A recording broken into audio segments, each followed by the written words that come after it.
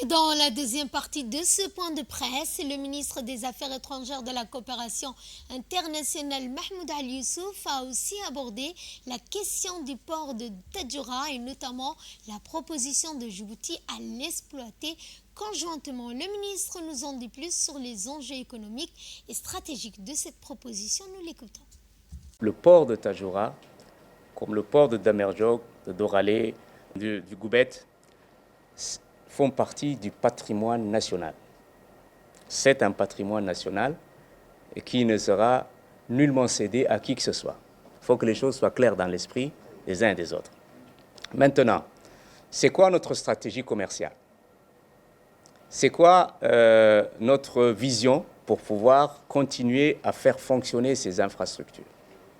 Quand nous avons investi dans tous ces ports, ce n'est pas pour les regarder pourrir, n'est-ce pas, au soleil. C'est pour les faire travailler et fonctionner, n'est-ce pas? Aujourd'hui, le port de Tadjoura ne reçoit qu'un bateau tous les 2 mois. On a investi plus de 60 millions de dollars dans le port lui-même. Nous avons investi plus de 110 millions de dollars pour le corridor jusqu'à Balho. Les salaires des employés du port de Tadjoura sont payés par le DMP. Est-ce que vous trouvez ça normal? Donc, nous avons un gouvernement qui réfléchit, un président qui donne les instructions et les orientations. Ce port doit pouvoir travailler pour être justement rentable. Il faut que les populations des régions du Nord puissent trouver de l'emploi, faire le commerce, créer des entreprises. Comment cela vient? Cela vient avec des activités portuaires. C'est un port. Et donc, ce que nous avons proposé aux Éthiopiens, ce n'est pas de vendre le port de Tadjoura. Il n'a jamais été question de céder ou de concéder ou de vendre le port de Tadjoura. Vous savez, l'exemple que nous avons vivant, c'est le chemin de fer. C'est une société binationale, non? C'est ce que nous proposons. On gère ensemble. Et qu'est-ce que Djibouti va gagner? Djibouti va gagner en termes de... on veut garder le trafic. On veut garder le trafic. Demain, Assab va ouvrir. Et une partie du trafic va aller là-bas. Il faut qu'on se dise la vérité. Nous, on veut garder le trafic.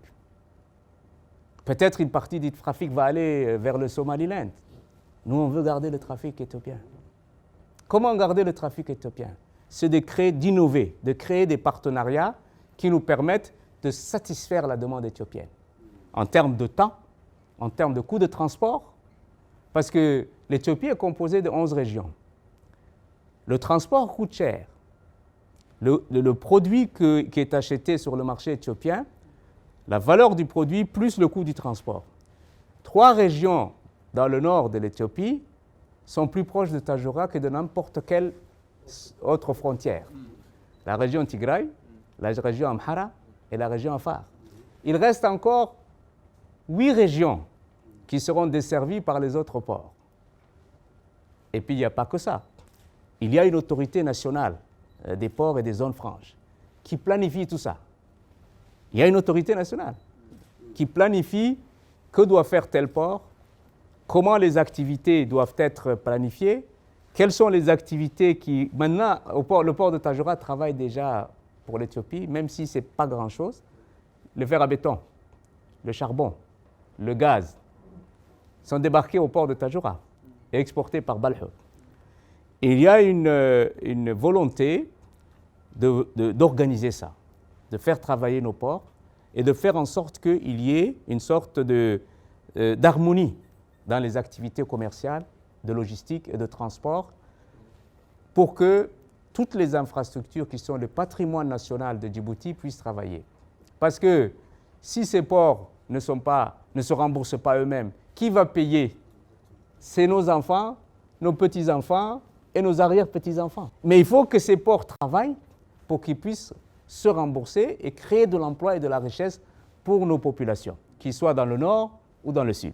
Ça, c'est une première réponse. Que gagne l'Éthiopie à pouvoir co-gérer avec nous un port dans le nord? Je l'ai dit tantôt, l'Éthiopie réduit le coût de transport de ses produits. L'Éthiopie fluidifie les exportations et les importations. Au lieu d'avoir des congestionnements, n'est-ce pas, dans certains ports, il y aura, je dirais, un choix pour que, si aujourd'hui, par exemple, les graines et les fertilisants passent par Djibouti, un certain nombre d'autres produits peuvent passer par le nord. Djibouti, quand je dis, il y a 2 corridors, même 3 corridors bientôt, c'est-à-dire celui des Galilées, celui des Galafi, peut-être un autre aussi qui est en train de s'ouvrir. Diredawa aussi, ça passe aussi par le train, par le train. Donc, il y a aussi l'idée, à terme, de pouvoir exporter le pétrole raffiné par la voie ferroviaire. Nous sommes en train de développer le port de Damerjog pour justement donner une alternative aux Éthiopiens qui se trouvent un petit peu, je dirais, en manque d'espace de stockage à horizon. Ils veulent d'autres espaces de stockage. Donc, nous sommes en train de développer le port de Damerjog et le train, un tronçon train pour pouvoir transporter le kérosène, le carburant à travers le train. Donc, c'est une stratégie que nous avons mis en place pour le long terme. Notre pays doit pouvoir garder cette avance que nous avons par rapport aux autres ports de la région.